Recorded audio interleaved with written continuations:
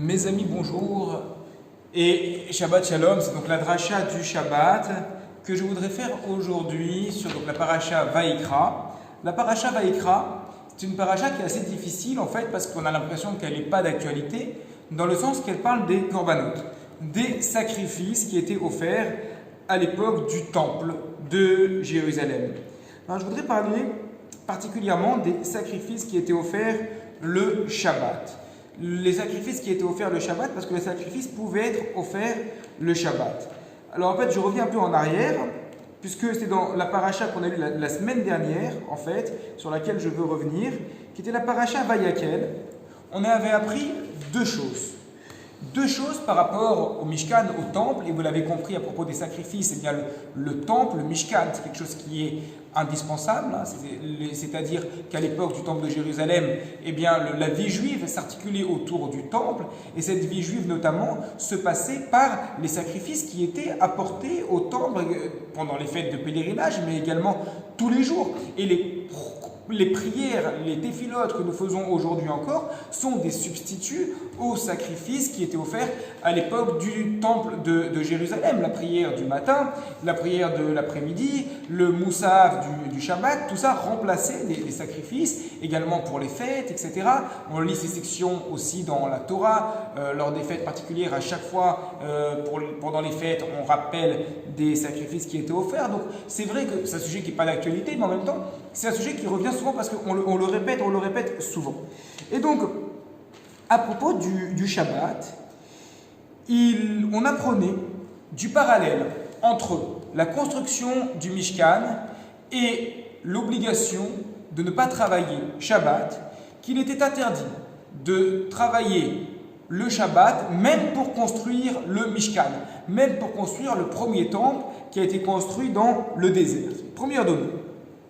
Deuxième donnée, il est écrit Loteva roesh berol moshevoterem. Vous n'allumerez pas de feu dans toutes vos maisons. Et donc, de là, on apprend dans vos maisons, on n'allume pas de feu.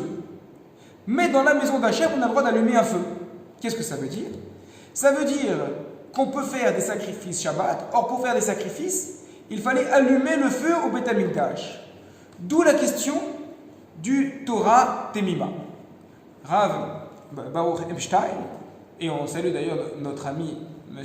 Alain Epstein qui regarde notre vidéo toujours. Et donc, le Rav Baruch Epstein, lui, il dit, mais je ne comprends pas. D'un côté, on nous dit que le Shabbat, on ne doit pas construire le Mishkan. D'un autre côté, le Mishkan fonctionnait le Shabbat, puisqu'on allumait du feu dedans pour poser des sacrifices. Quelle différence entre les deux?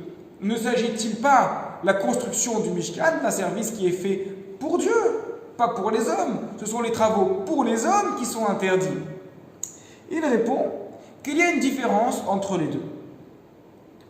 Les sacrifices, on l'a dit, obéissaient à un ordre journalier de tous les jours. Il fallait ceux du matin, ceux de l'après-midi, le Shabbat, celui de Moussaf. Il fallait, comme les prières, ou plutôt les prières comme les sacrifices, les faire à une heure bien précise. En revanche, la construction du temple, du Mishkan, on pouvait la faire à un moment ou à un autre. Et donc, on pouvait établir une interruption dans le Mishkan, mais pour les offrandes des sacrifices, aucune interruption n'était possible. On peut comparer ça avec la différence qui existe entre mitzvah, faire une mitzvah, accomplir une mitzvah, et ercher mitzvah, préparer une mitzvah. Très pratique. La souka. Construire une souka, ce n'est pas une mitzvah, c'est un ercher mitzvah, une préparation à la mitzvah. Alors que la mitzvah, c'est habiter dans la souka, s'installer dedans. Plus près de nous, cachériser sa cuisine pour Pessah, ce n'est pas une mitzvah, c'est un ercher mitzvah, une préparation de la mitzvah. La mitzvah, c'est quand on va faire le seder de Pessah, quand on va manger kasher à Pessah, kasher à Pessah, etc. Donc ici, construire le Mishkan, ce n'est pas la mitzvah en soi-même. Donc ce n'est pas la avoda, ce n'est pas le service de Dieu en lui-même, c'est la préparation au service de Dieu. Alors que les sacrifices, ce sont le service de Dieu. Et là, l'idée, elle est magnifique et elle est complètement actuelle. La préparation au service de Dieu, c'est une chose. Mais le service de Dieu, la avoda, elle ne s'arrête jamais. Et même un Shabbat, on offrait des sacrifices. La avoda, c'est tout le temps, quelles que soient les circonstances. Qu'est-ce que soit le temps que l'on vit, quelle que soit la période, la avoda, le service de Dieu, ne s'arrête jamais.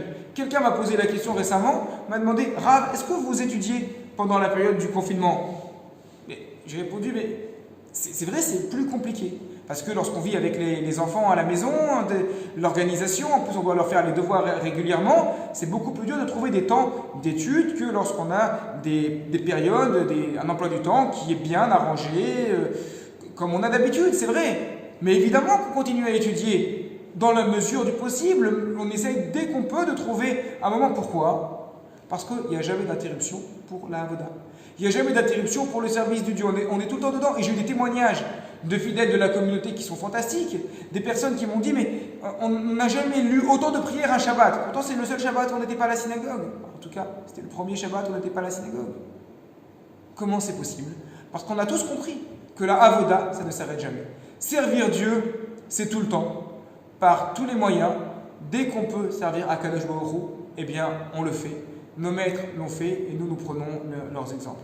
Alors que Akadosh Baruch Hu nous donne les forces, nous donne la santé, surtout la santé, pour pouvoir continuer à le servir, quelles que soient les circonstances, qui donne la santé, la réfoua shelema à tous les malades et qui nous permettent rapidement de le servir tous ensemble en se retrouvant complètement toute la communauté à la synagogue pour prier, pour étudier ensemble et simplement pour passer des moments agréables ensemble dirigés vers Akadosh Baruch Hu.